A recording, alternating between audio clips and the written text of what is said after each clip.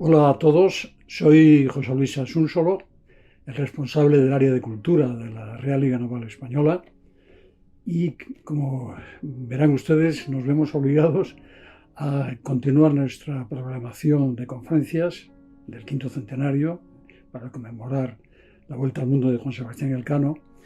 Como digo, nos vemos obligados a hacerlo en sistema online. No es el más perfecto, tenemos muchas deficiencias técnicas, pero ponemos la mejor de las voluntades.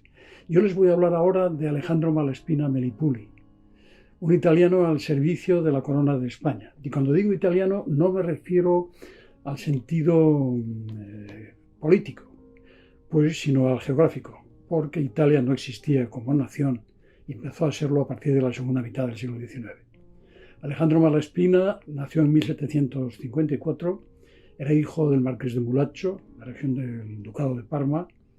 Era una familia noble y, en fin, tenían dificultades económicas porque las tierras de sus señoríos eran improductivas, las rentas eran bajas y tuvieron que emigrar, digámoslo así, entre comillas, a Sicilia, donde tenían un pariente. El régimen de mayorazgo no permitía a Alejandro Malespina asumir el marquesado ni la herencia, puesto que tenía un hermano mayor, Luigi. Así que este chico, adolescente, fue enviado a una de las instituciones más prestigiosas del momento en Italia, que era el Colegio Clementino de Roma. Y allí yo creo que fue fundamental en su vida, porque paradójicamente, siendo Roma la ciudad del Papa, la enseñanza era bastante más liberal que la que se impartía en España. Allí empieza a tomar contacto con lo que luego marcaría su vida intelectual, contacto con los filósofos franceses. Va a ser a lo largo de su vida un lector empedernido de Voltaire, también lo será de Diderot y también de D'Alembert, también de Rousseau, y esto le va a marcar. Es una persona que desde el punto de vista religioso podríamos calificarlo como deísta. En una España en la que él va a ejercer su vida profesional, tan, digamos, aferrada a la vieja escolástica, va a hacer que con el tiempo, naturalmente, Alejandro Malespina será procesado por la Inquisición. Cuando termina sus estudios en el Colegio Clementino de Roma, se traslada a la isla de Malta con el propósito de hacerse caballero de la orden. La isla y los caballeros le decepcionan tremendamente. Él tenía quizá la imagen romántica de aquella resistencia heroica contra los turcos en el siglo XVI por Jean Périssot de la Valette, que luego dará el nombre de la capital de la isla, pero encuentra una orden en franca decadencia. Como digo, le decepciona, se traslada a España y ahí ingresa en la Compañía de Guardias Marinas de Cádiz, institución que fuera fundada por Patiño en 1717. Va a destacar enseguida por su inteligencia, por sus dotes de mando y sobre todo por algo que le va a hacer ser muy destacado ante sus superiores, que va a ser las dotes de organización. Es un hombre organizador, amigo del método, tanto ordenancista probablemente, aunque se da el caso paradójico que en lo individual es una persona de un fuerte personalismo que no se aviene a seguir como un borrego todas las directrices de entonces. En sus primeros años de marino interviene en guerras en el norte de África, también en el sitio largo de Gibraltar.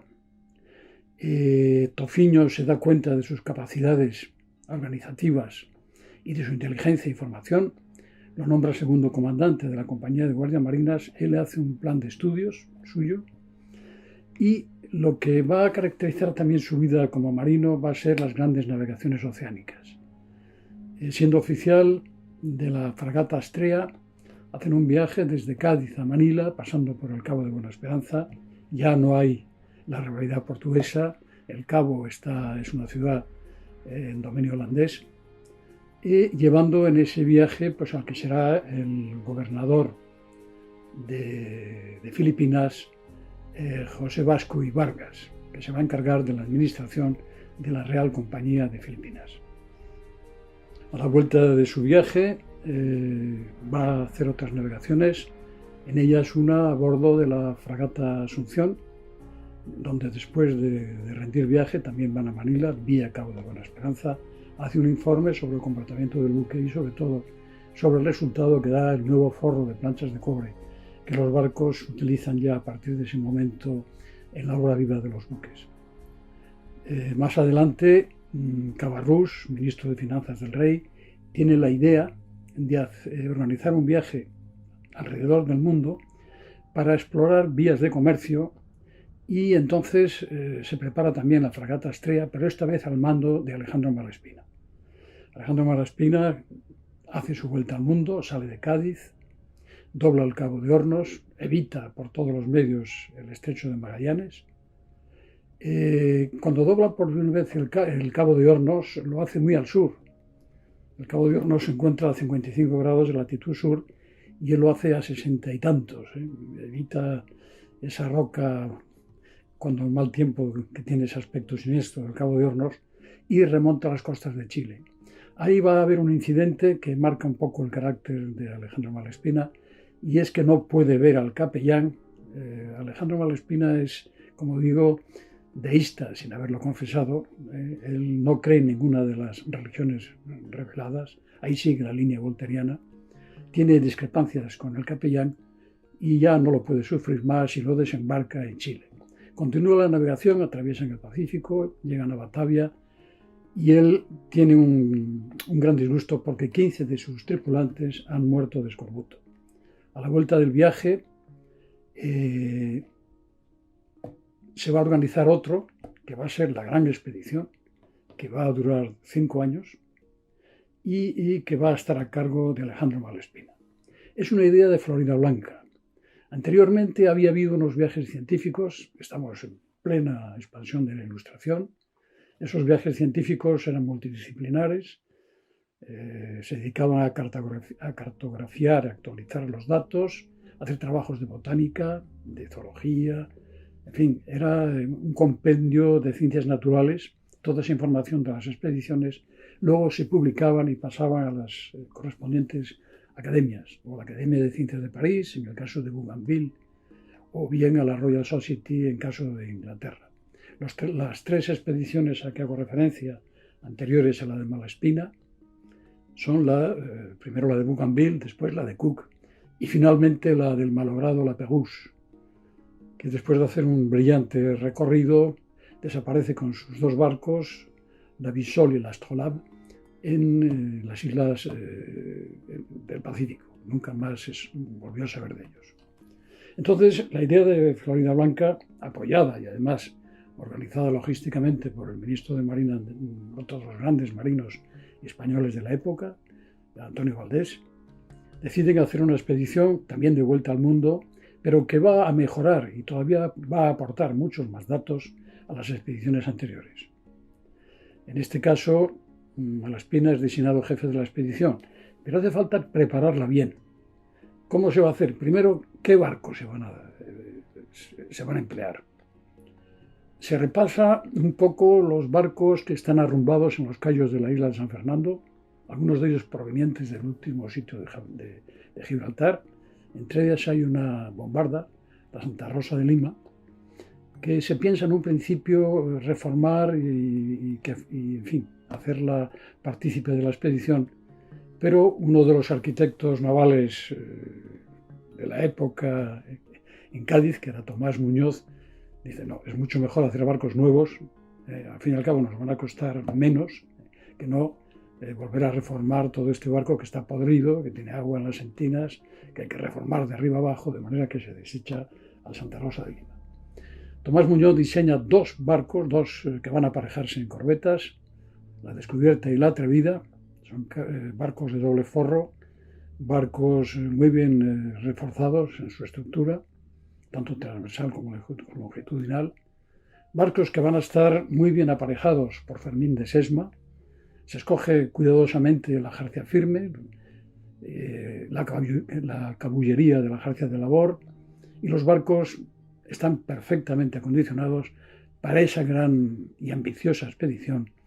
Pero también hay que escoger las dotaciones, En este caso va a intervenir Bustamante Guerra, que va a ser el comandante de la Atrevida, y como él dice, prefiero gente del norte, prefiero gallegos, prefiero asturianos, cántabros y vascos, porque son gente más acostumbrada al frío.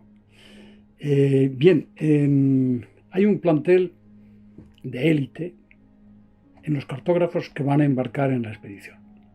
Son Felipe Bauzá, Bernacchi, Cayetano Valdés, Dioniso Alcalá Galiano. Luego en México se incorporará Espinosa, y entre todos van a hacer una labor cartográfica impresionante de todos los sitios por los que van a pasar, ¿no? Y sobre todo actualizando información. Pero también hay un plantel de científicos de primer orden, como son Louis Ney, francés, botánico, que trabajaba en esos momentos como conservador del Jardín Botánico de Madrid, Tadeo Henkel, que es un austriaco, mejor dicho es checo, pero pertenece al Imperio Austriaco, muy joven, pero muy brillante en ciencias naturales, que por deseo del propio rey de España es contratado y viene a formar parte de la expedición. Desgraciadamente para él, llega tarde, y cuando llega a Cádiz los barcos han salido y Tadeo Henkel tiene que por su cuenta coger otro barco muchos días después para ir a Montevideo con la esperanza de encontrar allí a la expedición. Cuando llega, la expedición ha salido. Pero es que además tiene otro percance, y es que al llegar a Montevideo el barco naufraga en el río de la Plata y tiene que salvarse a nado. No obstante, es un hombre de una tenacidad increíble y consigue un grupo de porteadores, atraviesa el continente de este a oeste de América del Sur para llegar a Valparaíso y encontrarse allí con la expedición de Malaspina, que en ese momento ya había doblado el Cabo de Hornos y remontado a Chile. Bien, aparte de todos estos expedicionarios, embarca también dos médicos, Francisco Flores Moreno y Pedro María González, que van a publicar una obra de un valor extraordinario. Toda su experiencia como médicos que van a recopilar durante estos 5 años de navegación, la van a publicar en un libro que se titula Tratado de las enfermedades de los hombres de mar, y entre ellos, entre todas las enfermedades que tratan, naturalmente el escorbuto, en fin, incluso lesiones por caídas, etcétera, etcétera, hablan extensamente del mareo. Esa enfermedad, le mal de mer, que dirían los franceses, que se consideraba entonces como una debilidad, más que como algo que sugiriese un tratamiento médico. Bien, esta es la expedición. Una vez preparada, pone rumbo a su destino. Sale de Cádiz el 30 de julio de 1789. Cuando lo que no imagina Alejandro Malaspina es que a la vuelta de la expedición se va a encontrar con un mundo completamente cambiado en lo político, sobre todo en Europa. Porque 15 días antes de su salida ha habido una revolución en Francia, la Revolución Francesa, en sus dos vertientes, la populachera, es decir, las turbas que asaltan la Bastilla, y también la política y jurídica, que es la del tercer estado, que se considera depositario de la soberanía nacional y por lo tanto pone fin a la monarquía absoluta. Cuando vuelve de esos 5 años Malaspina, se encuentra, como digo, un mundo completamente diferente. Estamos en la guerra del Rosellón, va a haber dificultades luego con Inglaterra, y finalmente la guerra de la independencia, que a él no le va a afectar porque va a estar en el castillo de San Antón preso, como ya hablaremos después. La expedición sale de Cádiz, como he dicho, navegan a Canarias, de Canarias van a Montevideo, allí se cartografía parte del Río de la Plata, parte del puerto, y después navegan a lo largo de Patagonia, llegando a un puerto cercano a las Malvinas, ya en el sur de Patagonia, donde uno de los dibujantes que va a bordo, que es José del Pozo, dibuja unos indios patagones con sus caballos, y le llama la atención que no son tan grandes y tan gigantescos como aquellos que describía Pigafetta en su crónica de la Vuelta al Mundo con Juan Sebastián Elcano y Magallanes. Además, Antonio Pineda, que es otro de los científicos, aunque pertenecía a la Armada, y que tiene además una amistad personal con Alejandro Malaspina, tiene una idea brillante, que desde luego no puede completar, que es hacer un diccionario español patagón. Y se dedica durante el tiempo que están en sus experimentos geográficos en esa zona a enseñar a los patagones a hablar español. Y tiene la satisfacción enorme que cuando los barcos dejan ya la Patagonia rumbo a las Malvinas, los indígenas desde lo alto de un acantilado les dicen adiós en español, ¿no? No es una cosa muy significativa, pero es una anécdota pintoresca del viaje. Llegan a Malvinas. Malvinas tiene una peculiaridad, yo la conozco. Hay muchísima turba en esas islas y los tripulantes, como niños, se dedican a quemar la turba. Hay unas humaredas tremendas, tiene que poner orden Malaspina y finalmente embarcan y atraviesan o pasan el Cabo de Hornos, también muy al sur, siguiendo la experiencia de Malaspina. Remontan Chile y ahí Malaspina va a tener un capricho. Es un hombre apasionado de Daniel Defoe, ha leído la novela de Robinson Crusoe y tiene el capricho de ir a visitar la isla de Juan Fernández, que se encuentra frente a las costas chilenas. Así que despacha a su compañero Bustamante hacia el Callao y él se permite el gustazo de querer desembarcar en la isla, que no puede conseguir. La isla no tiene fondeaderos al abrigo, hay muy mala mar, en fin, es peligroso intentar el desembarco, con lo cual se contenta en ver la isla. Luego se reúne con su compañero en el Callao y ahí decide Malaspina hacer un repaso a fondo de los dos barcos. Los dos barcos, si son nuevos, perfectamente, no tenían problemas, pero él quiere darle un vistazo a fondo, ver si a lo largo de la travesía del Atlántico y el doblar el Cabo de Hornos y toda la travesía hasta el Callao, ha habido algunas deformaciones en quebranto o en arrufo de los barcos, que es fundamental para que no se produzcan vías de agua. Y entonces desmantela completamente las dos corbetas, se les quita todo el aparejo, se le quita los masteleros, los mastelerillos. Bueno, el Mesana no tenía mastelerillo porque, como digo, está aparejado en corbeta. Se tumban los barcos, no hay diques secos y se comienza la inspección del barco e incluso levantar algunas planchas de cobre del forro. Es una labor muy laboriosa. Alejandro Malaspina es muy minucioso en lo que quiere hacer, pero tiene un pequeño inconveniente y es que los oficiales peninsulares son acogidos con los brazos abiertos por la sociedad criolla de Lima y del Callao. Y no hay más que fiestas y saraos. Y entonces dice, no, esto hay que ponerle fin.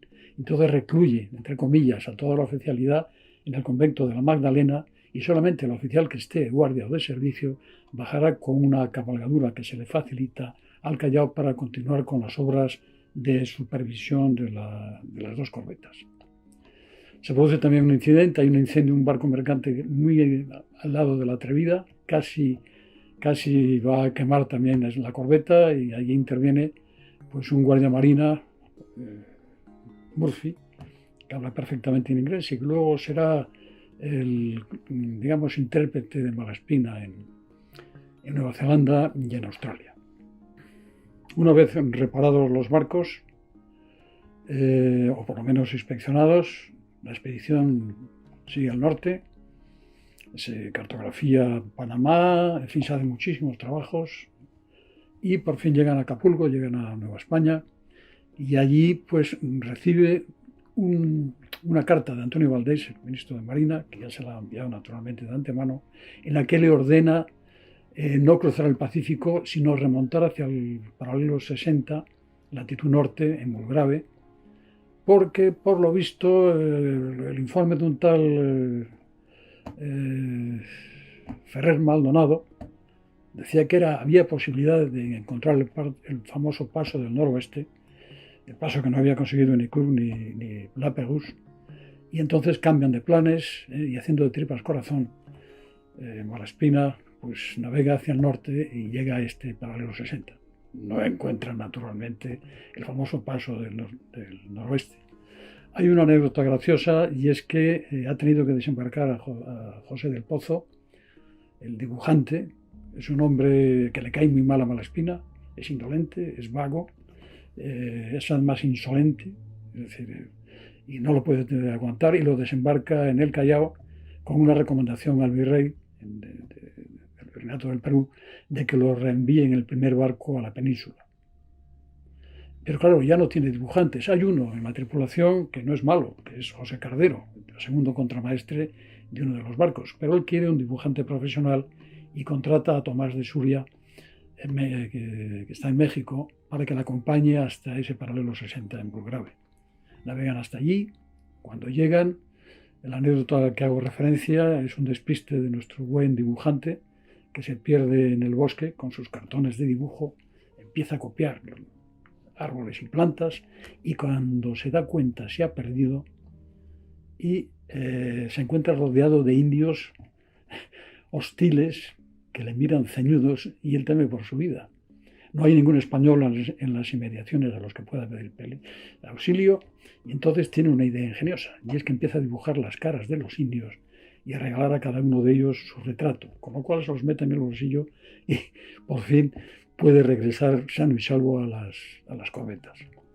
A la vuelta de Burgrave, navegando hacia el sur, tiene una gran alegría Malaspina y las dotaciones de las dos corbetas, y es que ven una gran bandera roja y gualda ondear en el fuerte de Nootka. La bandera roja y gualda es preceptiva en la Armada y en los buques de costa, en las fortalezas de costa, a partir de 1785 por orden de Carlos III. Esas banderas son las que llevan también las corbetas. Él quiere complementar al jefe de la guarnición, desembarca en Malaspina y se encuentra que no está, pero que la guarnición está compuesta por voluntarios catalanes. Y entonces Tomás de Suria les hace un dibujo con sus barretinas y también se conserva. Sigue navegando hacia el sur, ya se les incorpora Espinosa en la expedición, y a partir de entonces tienen problemas de salud en Acapulco, pero navegando ya por el Pacífico se restablecen las dotaciones desde el punto de vista sanitario. Llegan a Guam y de Guam ya van a entrar en Filipinas y van a entrar por la puerta, yo diría la puerta grande, que es la puerta tradicional de entrada y salida hasta entonces de los galeones de Manila, ¿no?, que es el estrecho de San Bernardino, entre la isla de San Marino y la isla de Luzón. Pasan el estrecho, en la isla de Luzón fondean en Sorsogón, ahí desembarca Antonio de Pineda y ahí desembarca también Luis Né y Tadeo Henkel para hacer una exploración por tierra de la isla de Luzón y reunirse luego con la expedición de Malaspina en Manila. Ahí embarca también unos quintales de abacá, esa fibra tan fabulosa para los barcos, fibra que flota y es ideal para las amarras. Lleva un cargamento de abacá por encargo del gobernador de Sorsogón al gobernador de Manila y se presta a ello extraordinariamente. Atraviesa los archipiélagos interiores de las Filipinas, el archipiélago de las Visayas, Bohol, Cebú, Negros, Panay y Mindoro, y finalmente llegan a la bahía de Manila. Felipe Balzá y Bernacchi cartografían y actualizan la bahía de Manila, y entonces Malaspina, que ha establecido contacto con Félix Berenguer, que es el responsable de la Compañía de Filipinas, la Real Compañía de Filipinas, pues pide, en fin, cierto apoyo logístico y van a hacer un recorrido por la isla de Luzón, bordeándola, pero se da cuenta Alejandro Malaspina que es muy peligroso arriesgar las dos corbetas, sobre todo por las islas Visayas, por las fuertes corrientes, hasta el extremo que los barcos normalmente, cuando atraviesan este archipiélago, llevan las anclas en pendura desde sus serviolas para dar fondo en el caso de que falle el viento, no siendo que la corriente les lleve a la costa, ¿no? Entonces se hace la cartografía con los botes, lleva 5 grandes botes preparados para ello, pero también hay una carta de Antonio Valdés ordenando a Malaspina que comisione a la corbeta Atrevida con Bustamante, la comisione a Macao para estudiar y hacer un informe de cómo son las relaciones de esa colonia portuguesa dentro de China, ¿no?, en clave que está desde el siglo XVI. y allí se va a la descubierta. Cuando cumple su misión vuelven y finalmente ya zarpan rumbo a Mindanao, hacen una escala en Zamboanga, donde dos dibujantes que ha contratado Malaspina en México, es Ravenet y Mambrila, pues Mambrila sobre todo se dedica a diseñar los planos de una iglesia que se le da al gobernador de Zamboanga para construir un templo nuevo porque no lo tiene, ¿no?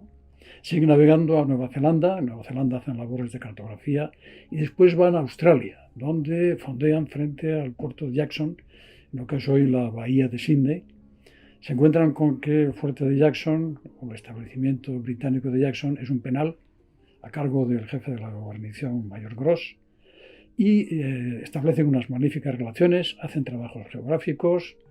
De allí Ravenet, uno de los dibujantes italianos, hace su agosto porque se dedica a dibujar a las damas inglesas, esposas de los oficiales del penal, y creo que las damas hacían cola, y él tiene sus propinejas, ¿no? Después de esta escala en Australia, navegando por el Pacífico a las islas de Tonga, y ahí hay una serie de anécdotas graciosas. Malaspina es un hombre muy austero y cuida mucho de las posibles relaciones sexuales de la tripulación con mujeres nativas. Sabe el gran problema que puede acarrear en las dotaciones las enfermedades venéreas y es muy estricto en este aspecto. Uno de los caciques le pide que le dibuje cómo es una mujer española. Y entonces Malaspina encarga a Ravenet, diga, hazme un dibujo de una mujer española imaginaria y se la damos al cacique para que esté contento, ¿no? Dibuja a una mujer un poco indolente en una hamaca y el cacique se enamora perdidamente de esta mujer y dice que quiere ir a España porque quiere casarse con una española. Claro, Malaspina no sabe cómo arreglar el entuerto y le dice que las mujeres españolas mueren muy jóvenes y además que son frígidas, con lo cual le quita la idea de la cabeza al cacique. Lo que es gracioso es que este dibujo de esta mujer indolente en la hamaca se conserva perfectamente en la Casa de América de Madrid, donde pueden verla. Hay otra anécdota curiosa y es que Malaspina, que es un hombre, como digo, muy austero en este tema de relaciones entre hombre y mujer, pues un día se pierde y Ravenet lo busca, oye unas risas y lo encuentra rodeado, sentado muy alegre, rodeado de un grupo de nativas con sus pechos al aire, con lo cual no quiere perder ocasión y hace un esbozo rápido del dibujo que también se conserva en la Casa de América. Hay que decir que físicamente Malaspina tenía una gran nariz y le gusta mucho que le retraten de perfil, ¿no? Tenemos dos retratos de él en el Museo Naval, uno con el uniforme de brigadier que se pagó de su bolsillo y otro de José María Galán, que se lo pintó ya estaba muerto, en 1881. Una vez dejadas las islas de Tonga, navegan por el Pacífico hasta el Callao y allí se encuentra Malaspina con una sorpresa. Y es que el buen José del Pozo, que había dejado allí con el encargo de que volviera a España con su familia, pues está haciendo su agosto. Ha abierto una academia de dibujo en Lima y allí, pues, en fin, el hombre ya no tiene ninguna intención de volver a España. Entonces Malaspina no puede forzarle, naturalmente, pero cuando vuelve de su viaje y está en España, le pide a Antonio Valdés que lo repatrie a la fuerza y que lo reintegre con su familia en Sevilla, porque es sevillano. Esta es una pequeña venganza de Malaspina. Bien, seguimos con nuestro viaje. Las dos corbetas navegan hasta Valparaíso, ha estallado la guerra del Rosellón y Alejandro Malaspina reúne a las dotaciones y les advierte seriamente de una cosa. Ha habido deserciones anteriores de los marinos, Muchas veces la gente se enrolaba en los barcos que iban a América para quedarse allí y dejar el barco. Las primeras deserciones se producen en Chile y Malaspina se le ocurre hablar con los caciques que busquen a los españoles huidos. No tardan mucho en encontrarlos, se los devuelven a Malaspina y Malaspina les dice: van ustedes a trabajar, no van a estar encerrados ni van a estar en prisión, van a cobrar su salario, pero les voy a descontar el dinero que me ha costado a mí pagarles a los caciques para que los encontraran. Eso a la ida. A la vuelta La situación es muy distinta.